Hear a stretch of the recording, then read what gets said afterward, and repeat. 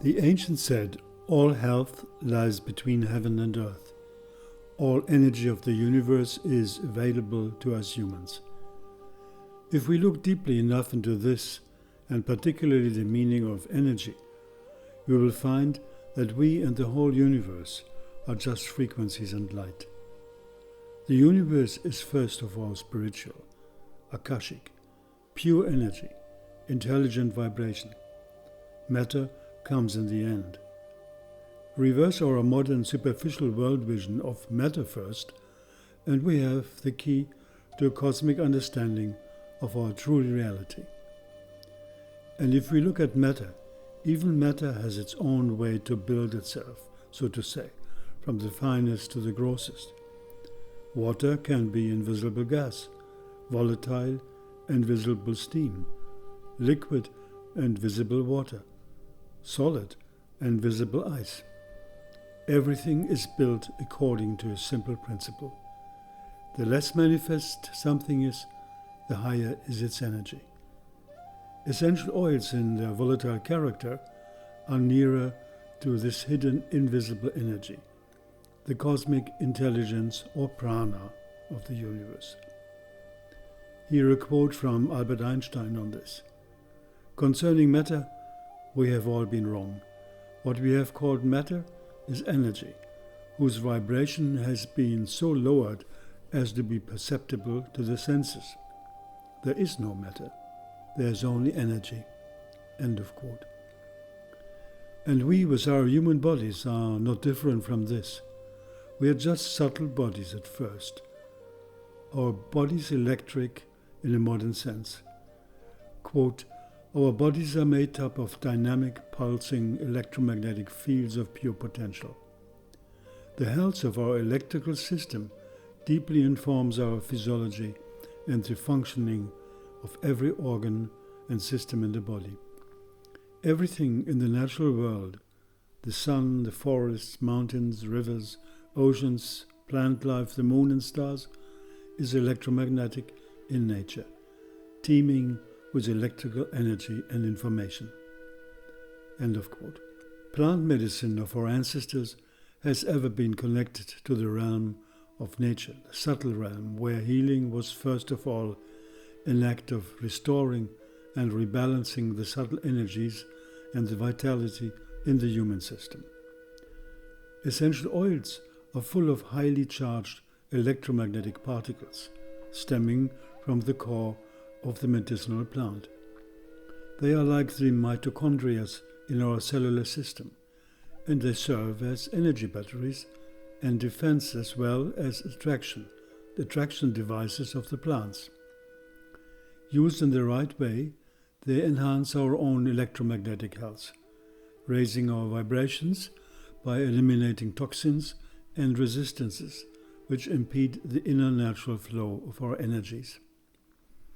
This action goes far beyond the mere chemical approach of modern medicine, because a valid medical approach must above all be based on quantum healing, which means based on a profound understanding and practice of how to replenish and increase our energy reservoirs from deep within our own biofield, where the hidden realm of nature's dynamics works its ways.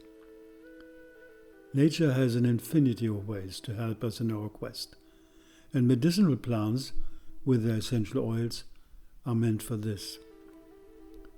When disease and illness are present, they may manifest as chemical imbalances, but underlying this is an electromagnetic imbalance that has altered the specific vibrational frequencies of molecules, of cells, tissues and organs within the body. Properly retuning the body to its original or even higher frequency brings it into balance and restores its natural harmonic resonance. Illness either doesn't manifest or is resolved. And this, in Ayurvedic terms, for example, has to do with soma or ojas, present in healthy food and healthy plant medicine like essential oils. Here a quote from Nikola Tesla: "If you want to find the secrets of the universe, think in terms of energy and vibration. Yes, if you want to find the secrets of plant medicine, think first in terms of essential oils. It's all about energy, about resonance, frequencies, and vibration. We know it today. Aromatherapy is first of all medicine of the energy fields in the universe. The plants have absorbed powerful cosmic rays of energy and give this energy to us humans to revitalize life in form of food, herbals, essential oils, etc. In short, in form of medicine of life, resonating within the biological, spiritual structures of all beings via a hidden network of connections or of vital energies from beyond. It is certainly not a coincidence that the ancient rishis or seers of India gave the name Oshadi to the medicinal plant world, which means giver of ojas or carrier of light. Ojas, the hidden, fine energy in the human body, for example. Modern medicine, incapable of finding the real causes of disease, is mainly focusing on the symptoms. We know this. The ancient art of healing is focusing on rebalancing our subtle energy system. That means focusing on the background stories of disease. Bruce Lipton remarks on this subject, quote, "Conventional allopathic medicine only emphasizes matter. Matter is affecting matter and therefore its focus is on drugs. Quantum mechanics has not yet been adopted by allopathic medicine for a simple reason.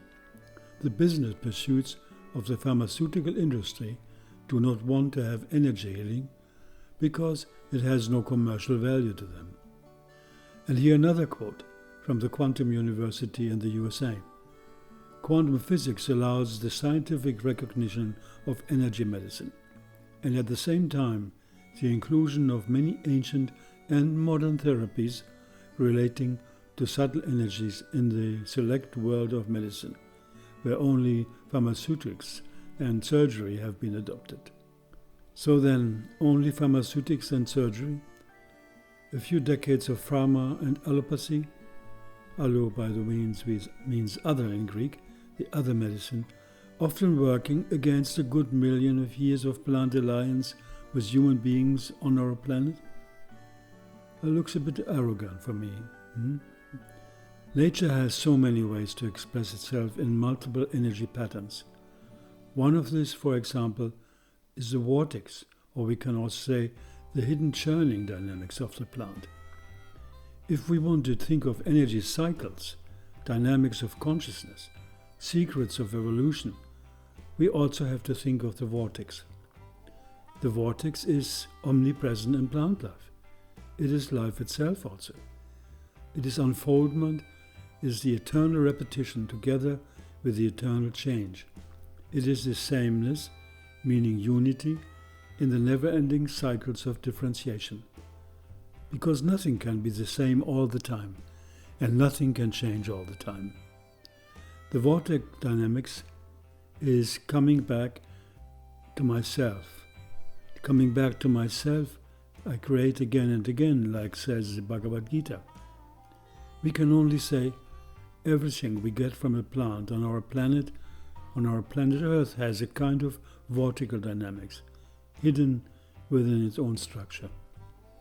In the so-called Gaia theory, Gaia, our planet Earth, is like a living, intelligent, self-regulating energy organism.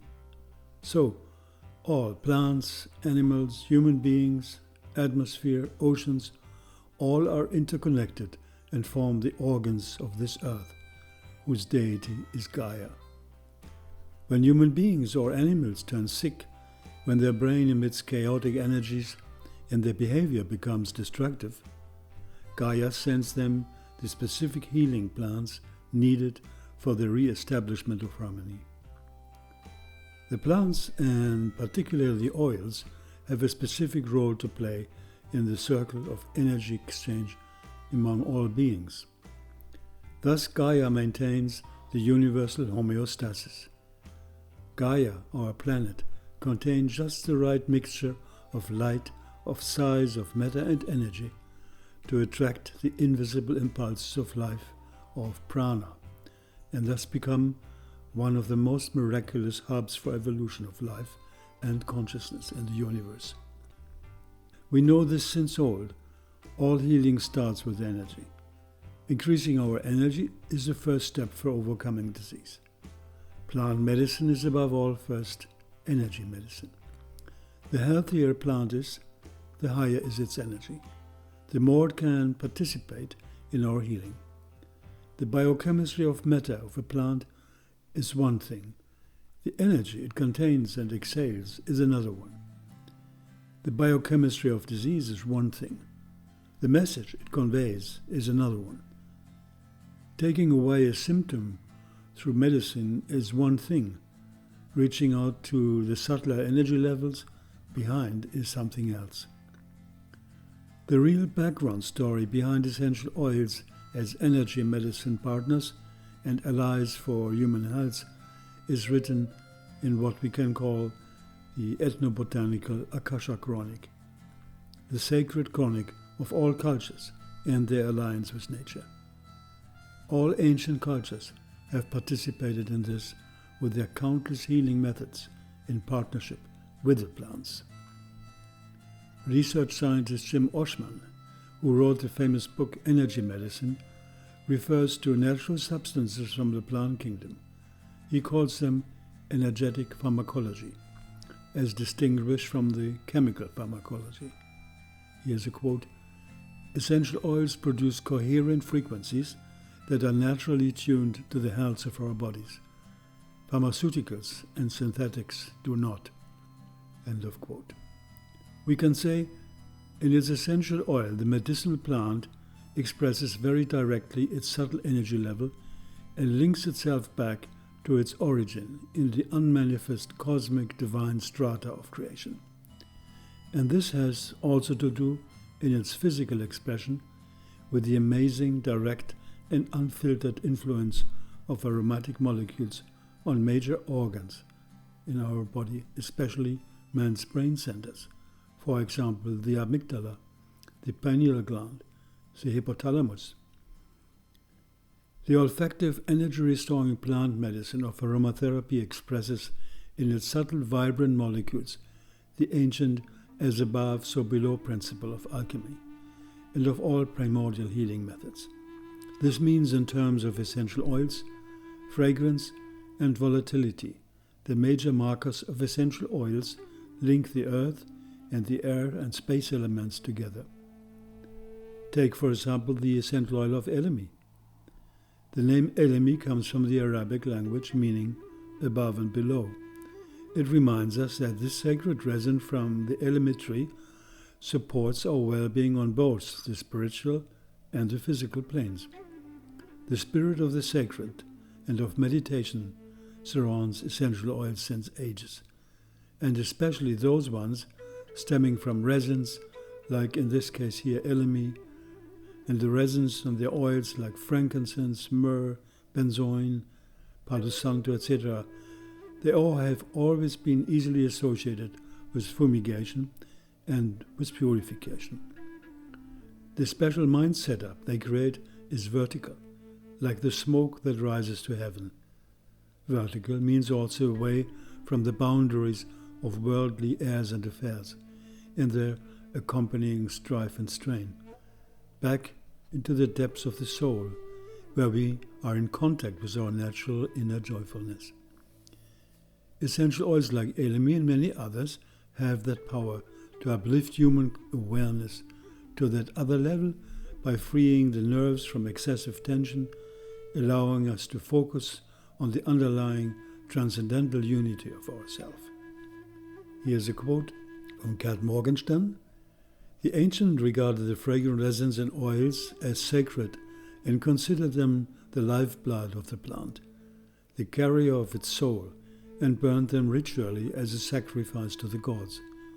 It was believed that the gods lavished themselves on scent rather than substance. Scent is the subtle or not so subtle body of being, the medium by which messages are transmitted below the threshold of consciousness. We still use this method of communication, though our aim is usually to get the attention of the opposite sex, rather to win favor with the gods. We also have to be as above so below. If a person has the capacity to link together the subtle etheric element, the above, with the grounding, more matter-oriented energies, the below, in his body, he is naturally more healthy, more vital, more in harmony with his surroundings, more in tune with the universe. Healthy food, good day and night rhythms, meditation, medicinal plants, and particularly essential oils can help to increase this energy response inside our system. Maybe remember René Godfosset, founder of modern aromatherapy, mentioning an interesting aspect of essential oils when he says, essential oils play a role in the mechanisms of defense due to accumulated vital energy. Today, like in old times, we can call volatile substances vital substances. Volatility and fragrance are signals of considerable physiological activity and energy. End of quote. I would call it medicine between heaven and earth, because smelling, the earth principle, the first element, and volatility, the air and space element, the fourth and fifth element in Vedic science, that means both together equals perfect polarity for healing. By the way, the German word for essential oil is ätherisches Öl, that means etheric oil, which also means linked to ether or space, the fifth element. Energy is joy, said the famous spirit philosopher William Blake. Yes, essential oils are joyful substances. They are healers that heal with and through joy. Joy is the best healer in the universe. Joy is the eternal shaman inside ourselves. And joy is love, energy. Joy, love, the magic triangle of inner and outer peace. Plants with their essential oils participate in this. During its lifespan, a plant absorbs and stores immense energies gathered from its environment through sunlight, moonlight, starlight, air, soil, water, etc.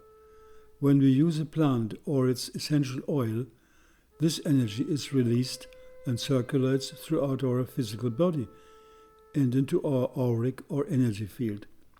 The plant energy both adds something of its own nature and also helps to release our blocked energies, stimulating self-healing. And as we know today, all the biochemical compounds in an essential oil in total pertain to the plant's special energy field, transmittable to the human organism. These compounds match with our body-mind, to take up the term of famous US scientist Candace Pert. They fill up in a subtle way specific energy holes and fit into these holes like key and lock. If we start to isolate certain compounds, the so-called active ingredients, for example, as they are called in modern pharmacochemistry, procedures used by allopathic medicine, we lose at least some, if not all, of their healing properties, and sometimes even risk to have adverse reactions within the physiology. Something similar happens also through molecular distillation, rectification of essential oils. We know the practice of isolating of compounds from the balanced multidiversity of plants in nature is a major theme of modern pharmacology. Everyone looks for these active ingredients, and the passive one, as if they are just superfluous ballast in the whole scheme of intelligent plant evolution. In reality, these often called trace compounds are also active as the others, sometimes maybe even more, but often more hidden, more to understand within the total complex of compounds. Somehow it seems that the materialistic approach of modern pharma medicine stubbornly does not want to take into account the subtler levels of nature's pharmacology, from where the real healing begins anyway. This habit is co-responsible for thousands of allopathic drugs, sacrificing millions of test animals every year for so-called safety tests, and having to account for hundreds of thousands of human deaths every year, as statistics shows, mostly not fully revealed to the public under the so-called iatrogenic side effects. But iatrogenic disease created by medicine, statistically already makes up for approximately 30% of all diseases today. Last not least, the practice of isolation and synthesizing of compounds has created the basis for the pharma conspiracy against nature, a unique phenomenon in the long course of human history. Human beings working against their own basis. Nature, by handling diversity in unity, and by playfully even uniting contradictory elements, repeats in her intrinsic biochemical complexity a never-ending game of evolution in the universe. Yes, the total is more than the collection of parts, and the isolated parts are often endowed with unwanted side effects. They have lost the context as team partners inside the alchemy of a group, where each member gives support to each other. We are learning and experiencing more and more about the subtle vibrational flow which manifests as energy in and around our bodies, but also in and around any kind of physical structure, be it mineral, vegetal, animal, or human. If we want to connect with plant energy, we must first admit that plants are co-created with ourselves. Every plant, every essential oil, is a vibrational powerhouse and will radiate deep into our genetic structures, and even beyond, if we invite it as partner and not treat it merely as a useful object. The same is true for essential oils. It is not about utility. It is about falling in love with the essence, with its basically our own self. Vibrate, bow down, enjoy, meditate. Inhaling essential oils is particularly benefiting because the odor molecules travel up to the nose where they are trapped by olfactory membranes. These nerve cells trigger electrical impulses to the olfactory bulb in the brain in 23 seconds. The olfactory bulb, the brain then, transmits the electrical impulses to other body centers. Inhaling, therefore, an essential oil has a profound physiological and psychological effect. Aromatic olfaction is brain enhancement, central nervous system revitalization. Inside the brain is a whole universe of healing. Here an experience. I just wanted to let you know, years ago, while browsing Garland of Letters in Philadelphia, I smelled Oeschleia lambica eucalyptus radiata oil, and its spirit came out, and the most divine energy engulfed me with unimaginable warmth and love. At the same time, I only knew about Eucalyptus globulus. I rarely used this essential oil because Eucalyptus radiata has taught me more and is very gentle. I will never forget the encounter or experience. I still can recall it to this day. Truly, as said Helen Keller, smell is a potent wizard that transports us across thousands of miles in all the years we have lived. Or this experience here. Hello, life is on the move. Phone call from a friend who works in a hospital. A nurse diffused a few drops of essential oil of geranium rose in the room where stays an old lady, very much withdrawn on herself since months and years. Amazing effect. Almost immediately she wakes up and speaks. The staff looked at the pharmacist and asked for explanations. The pharmacist, who has been trained in aromatherapy, asked me to give him a special price for his orders and so on. So that was just an experience, end of quote. Or this year from the second Aroma Psychiatry Congress in Basel, Switzerland in 2012, a nurse reported many patients experience the process of dying as too early. Old problems are not yet settled or not yet addressed to. A dead person in most cases has a very clear, peaceful facial expression, except if death happened due to an accident or the like. Smelling cypress oil creates this expression of peace on the face of a person, often already before death happens. This is my observation. Yes, let us not forget, essential oils are most miraculous gifts of nature. They restore balance on all levels of the human system. They increase energy, change our moods, protect us against negativity, and heal the most vicious diseases, often not attainable by modern medicine. Aromatherapy means participating in a global ethnobotanical natural medicine, handed down through ages by our world's ancestors, shamans, yogis, healers, and seers.